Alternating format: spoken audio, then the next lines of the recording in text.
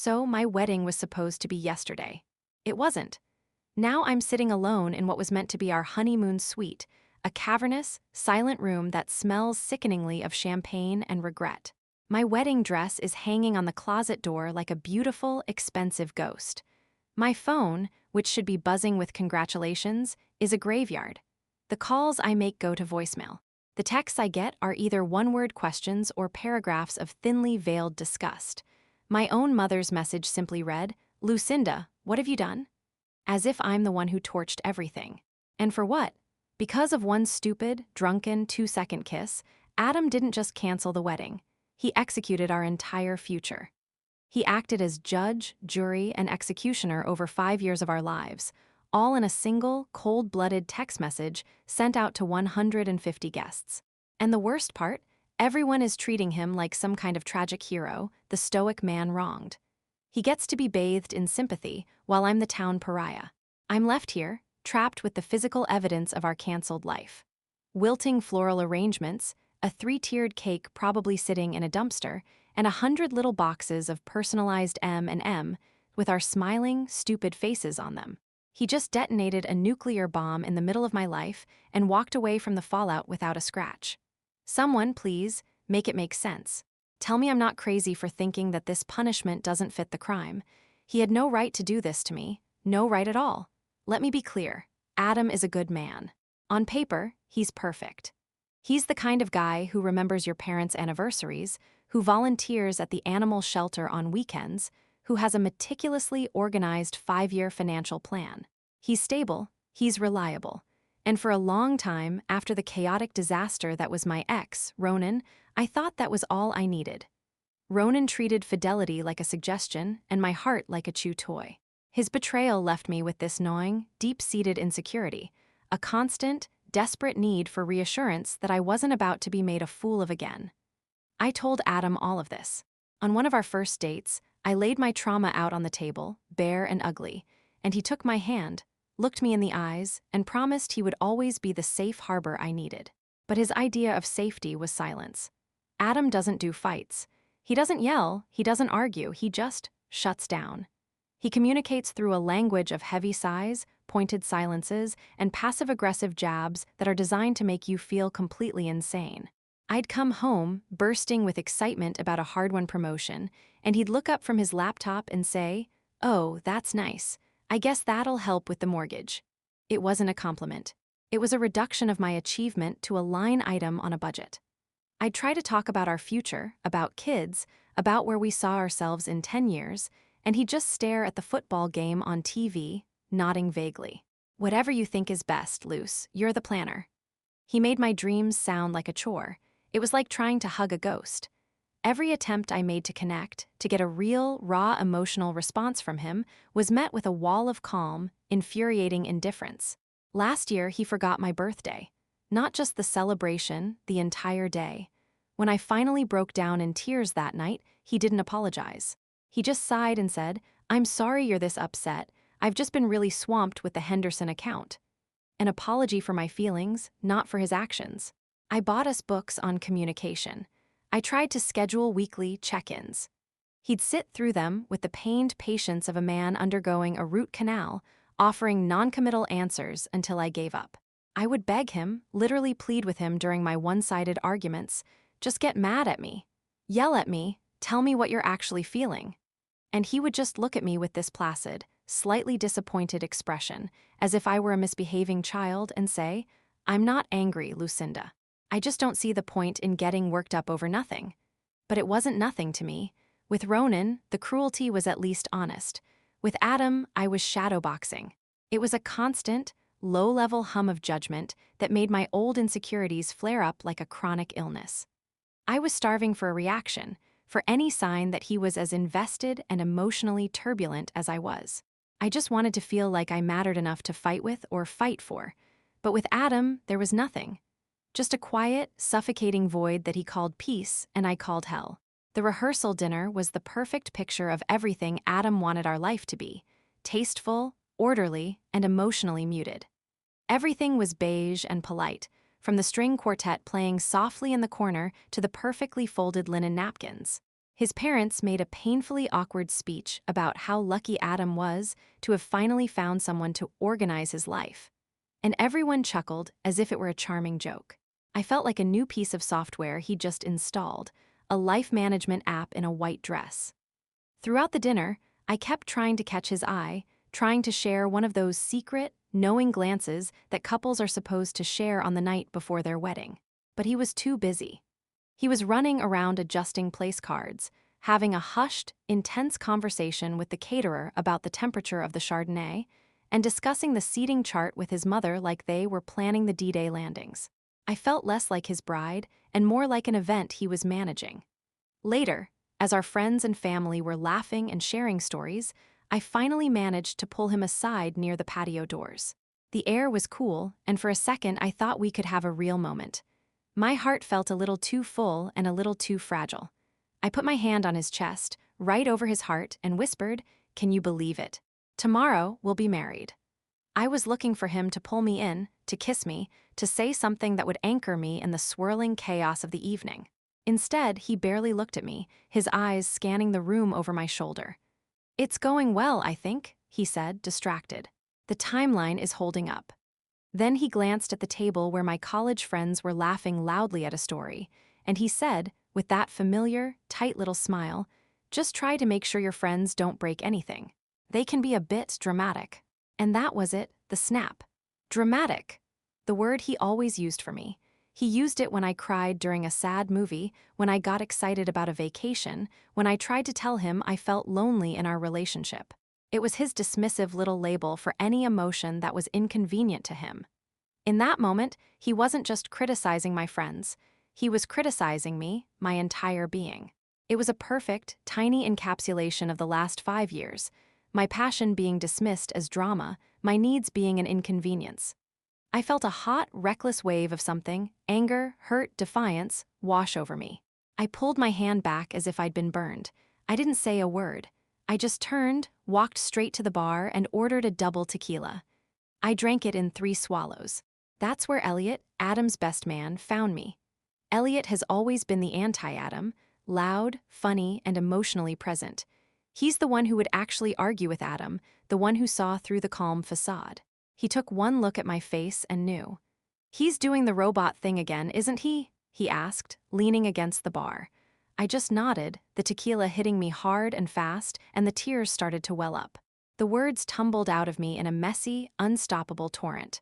I told him everything: the silences, the passive aggression, the feeling of being invisible in my own life. I told him about the birthday, about the promotion, about how I felt like I was screaming into a pillow every single day. And he just listened. He didn't try to fix it. He didn't defend Adam. He nodded, he validated my feelings, he said, "You're not crazy, Luce. You deserve to be seen." When I finally ran out of words, there was this charged, heavy silence between us. He looked at me, really looked at me, with an intensity Adam hadn't shown in years. And in that moment of profound weakness and desperate, pathetic need for validation, I leaned in and kissed him. It wasn't about Elliot. It wasn't romantic. It was a stupid, selfish, desperate scream into the void Adam had created.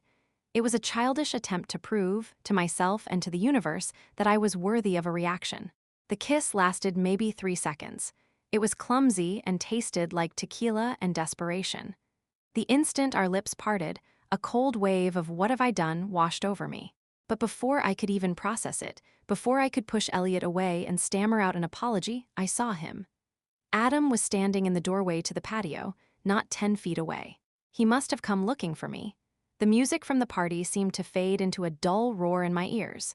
There was no dramatic gasp, no shout of betrayal, just a heavy, suffocating silence. His face was completely blank. It was a terrifying emptiness I'd never seen before. All the mild disappointment and placid calm he usually wore were gone, replaced by nothing. He just stood there, holding a half-empty glass of champagne, and looked at us. My brain went into overdrive, scrambling for a defense, for a way to spin this. And in that split second of panic, my survival instinct, the one honed by years of fighting for emotional scraps, kicked in.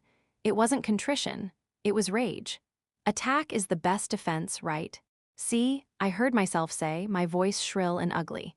"This is what you do. This is what happens when you push me away. I took a step towards him, my hands clenched into fists. I was practically vibrating with a toxic mix of guilt and adrenaline. I needed you tonight. I needed my fiancé.